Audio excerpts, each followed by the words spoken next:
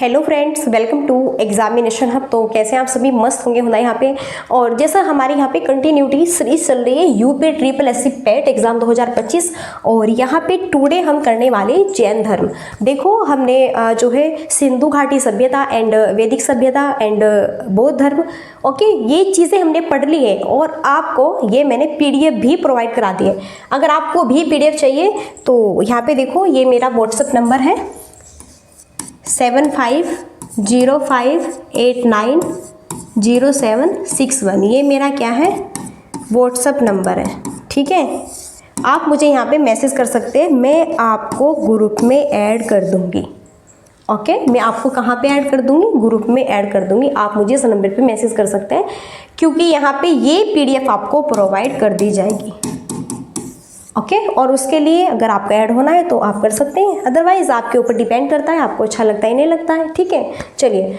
पहले हम थ्योरी करेंगे, लास्ट में 20 क्वेश्चन रहेंगे। हिस्ट्री यहाँ पे सब्जेक्ट से पेपर में छपने वाले हूबहू पेपर में यहीं से सारे क्वेश्चन मिलेंगे। ठीक है, पेपर में यही आएगा, रट लो बिल्कुल। 4 यहाँ पे हमारा पार्ट्स हैं। आइए अब बढ़ते हैं हम अपने एक बेहतरीन से टॉपिक की तरफ, जो कि आज हम बात करेंगे जैन धर्म की। चलिए, एक स्पेशल ही क्लासेस है और एक स्पेशल ही थ्योरी है। तो सबसे पहले तो भाई बात आती है जैन धर्म, इसके संस्थापक कौन है। और यहाँ पे संस्थापक के साथ साथ में प्रथम तीर्थकर भी कौन है, ऋषभ देव है। वेरी वेरी इंपॉर्टेंट, यहाँ से बहुत अच्छे क्वेश्चन बनते हैं कि जैन धर्म के संस्थापक, जैन धर्म के संस्थापक और संस्थापक के साथ साथ में प्रथम तीर्थकर भी तो कौन है भैया, ऋषभ देव है। यहीं पे जैन परंपरा के अनुसार जैन धर्म में कुल 24 तीर्थकर हुए।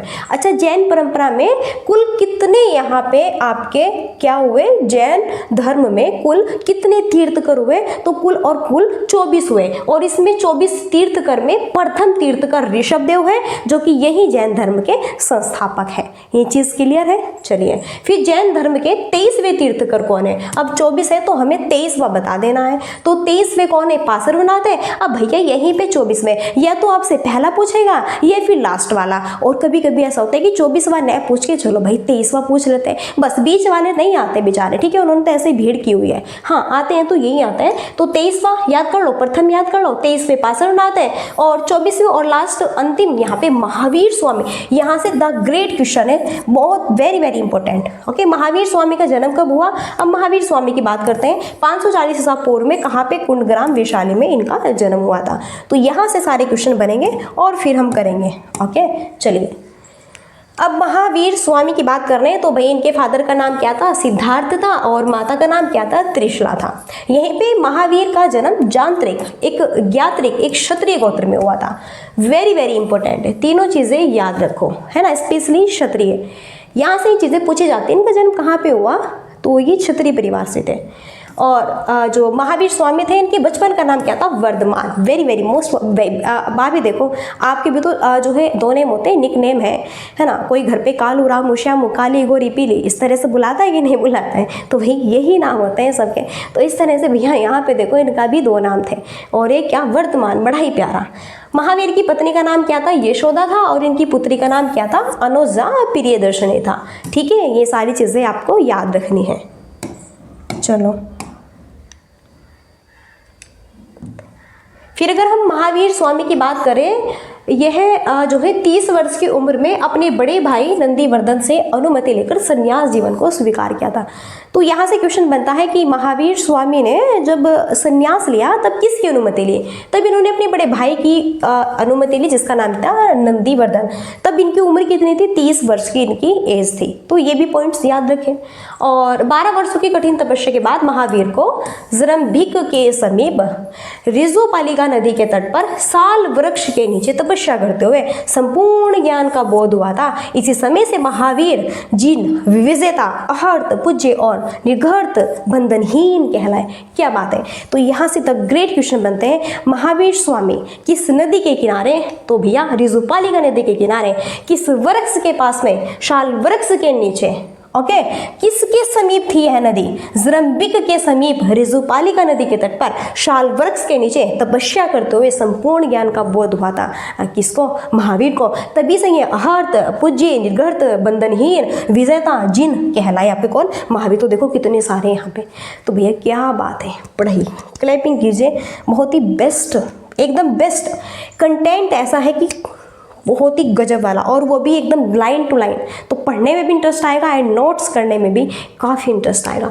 जब महावीर को ज्ञान की प्राप्ति हो गई, ठीक है, तब महावीर ने जैन संघ की स्थापना पावापुरी में की थी। तो यहाँ से भी कि भाई महावीर को ज्ञान की नॉलेज की प्राप्ति हो गई, तब इन्होंने जैन संघ की स्थापना की, ओके, अपने धर्म की। तो वो की थी पावापुरी में। कहाँ पे? पावापुरी। महावीर ने अपना प्रथम उपदेश कहाँ पे दिया था? राजगीर में, प्राकृति अर्धमागधी भाषा में। देखो उधर हम जब बौद्ध धर्म की बात कर रहे थे, उन्होंने अपना प्रथम जो है उपदेश दिया था सारनाथ में, पाली भाषा में। यहाँ पर महावीर जी देते राजगीर में, और वो भी अर्धमागधी भाषा में। सारी चीज़ें याद रखें।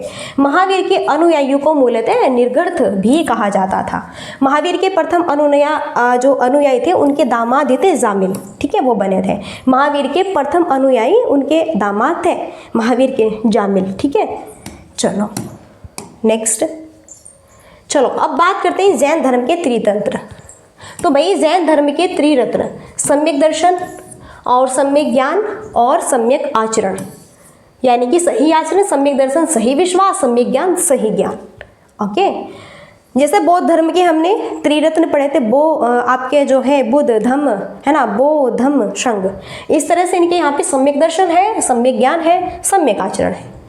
अच्छा, महावीर ने गृहस्थों को 5 अत्याचार करने का उपदेश दिया था, जिसमें अहिंसा, सत्य वचन, असत्य, अपरिग्रह और अब्रह्मचर्य।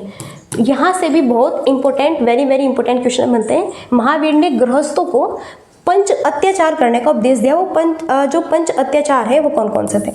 अहिंसा था, सत्य वचन था, असत्य था, अपरिग्रह था और ब्रह्मचर्य था। इस चीज़ का भी ध्यान रखें।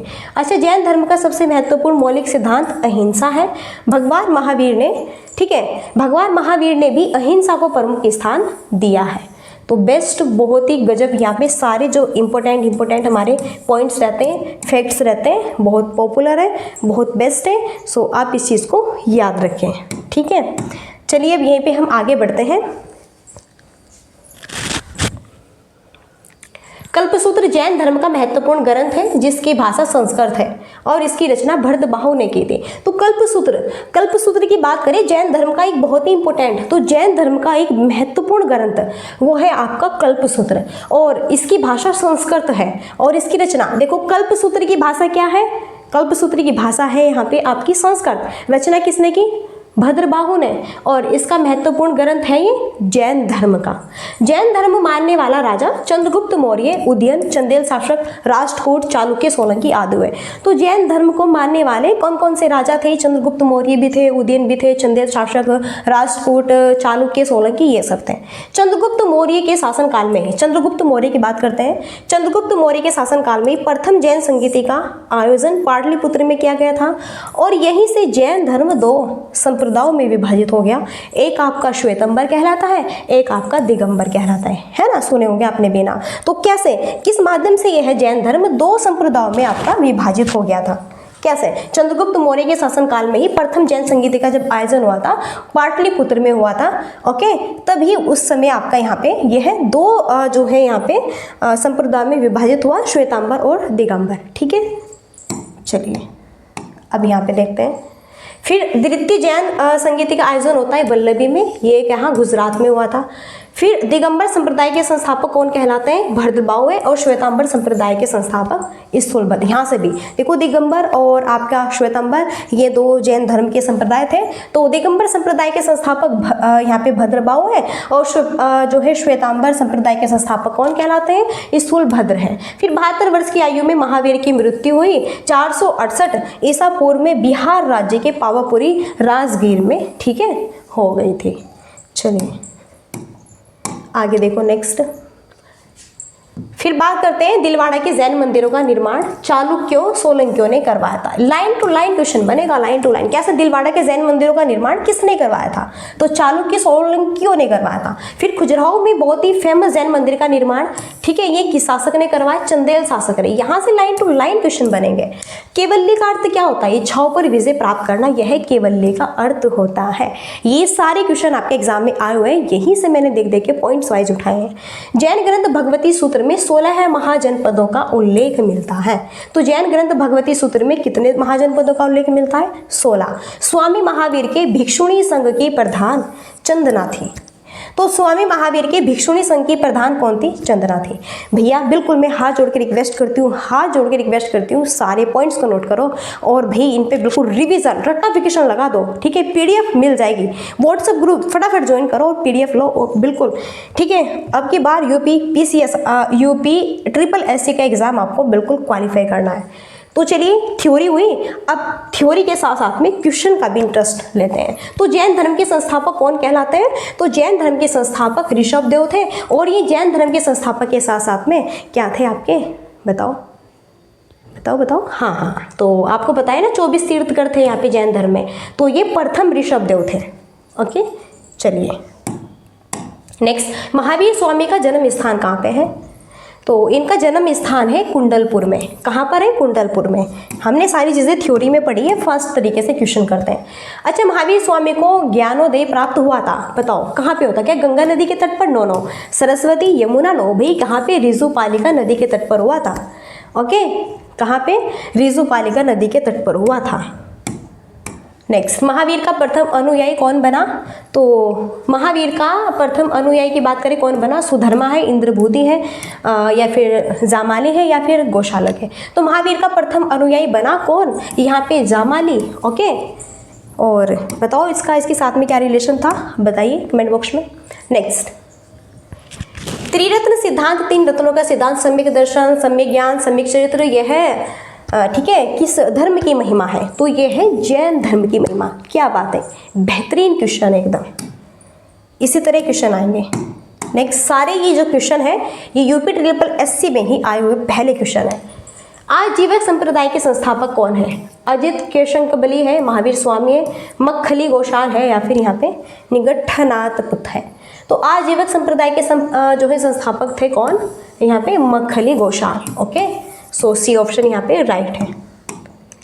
प्रारंभिक जैन साहित्य किस भाषा में लिखा गया था? तो प्रारंभिक जो जैन साहित्य है वो किस भाषा में? तो भाई जैन साहित्य यहाँ पे अर्धमागधी भाषा में लिखा गया। पाली भाषा में तो हमारा बौद्ध ग्रंथ लिखा गया था। ओके, बौद्ध धर्म। तो जैन धर्म की बात हो रही है, अर्धमागधी भाषा में आपका लिखा गया है। चलिए, यापनीय एक संप्रदाय था, बौद्ध, वैदिक, जैन। तो जैन धर्म की बात हो रही है ना, तो फिर और कोई सा धर्म की तो बात ही नहीं है, तो जैन धर्म ही होगा यहाँ पे। तो यापनीय एक संप्रदाय था जैन धर्म का। तीर्थकर शब्द किससे संबंधित है? बौद्ध धर्म से, जैन से। तो भी तीर्थकर शब्द जैन धर्म में तो 24 तीर्थकर हुए थे आपके। ओके, कमेंट पे बताइए फटाफट 23वें तीर्थकर कौन थे। चलो, वह जैन सभा जिसमें अंतिम रूप से श्वेतांबर आगम का संपादन हुआ, वल्लभी, राजगृह, पाटलिपुत्र, पावापुरी। तो वह जैन सभा जिसमें अंतिम रूप से श्वेतांबर आगम का संपादन हुआ, सो यहाँ पे हो जाएगा आपका पावापुरी। ठीक है, चलिए बेस्ट क्वेश्चन है एकदम मस्त। प्रभासगिरी जिनका तीर्थ स्थल है वे है, तो भैया ये भी तो जैन ही आपके। प्रभासगिरी जिनका तीर्थ स्थल है तो ये भी कौन है? जैन धर्म से ही संबंधित है। चलिए, वह धर्म जो विश्व विनाशकारी प्रलय की अवधारणा में विश्वास नहीं करता, बौद्ध, वैदिक। तो बस जैन धर्म की बात हो रही है। तो यहाँ पे देखो, विश्व विनाशकारी प्रलय की बात कौन नहीं करता? जैन धर्म नहीं करता। सारे पॉइंट्स आपको याद रखने हैं। जैनियों की पवित्र पुस्तकें क्या कहलाती है? त्रिपिटक, वेद, आगम सिद्धांत, गुरु ग्रंथ साहिब। तो हमने लास्ट में ये पॉइंट्स पढ़ाई भी था थ्योरी में। तो जैनियों की पवित्र पुस्तकें क्या कहलाती है? आगम सिद्धांत कहलाती हैं। ठीक है, चलिए, तो बस यहाँ पे आज के सेशन में इसमें बस इतने ही क्वेश्चन मिले थे मुझे। मैंने जब प्रीवियस क्वेश्चन पेपर उठाए, ओके, सो यही क्वेश्चन मैंने इंक्लूड किए थे। और यहाँ पे ये सेशन देखो, यूपी SSC पेट एग्जाम 2025 के लिए हिंदी गद्यांश पद्यांश बेहतरीन, एक बार में याद हो जाएगा, शानदार ट्रिक से पढ़ के देखो। और सेशन अच्छा लगता है तो सेशन को like and share and subscribe आप कर सकते हैं। सो चलिए फ्रेंड्स, अगर आपको बेस्ट लगा है तो आप सब्सक्राइब कर लेना, ओके, और बेल आइकन प्रेस कर देना। पीडीएफ चाहिए आपको तो व्हाट्सएप पे मुझे मैसेज करें, मैंने स्टार्टिंग में ही बताया था, ओके, सारा प्रोसेस कैसे किस तरह से आपको पीडीएफ प्रोवाइड की जाएगी। तो चलिए मिलते हैं नेक्स्ट सेशन में, और तब तक के लिए so thanks for watching, keep study and bye bye, take care. जय हिंद, जय भारत, नमस्कार।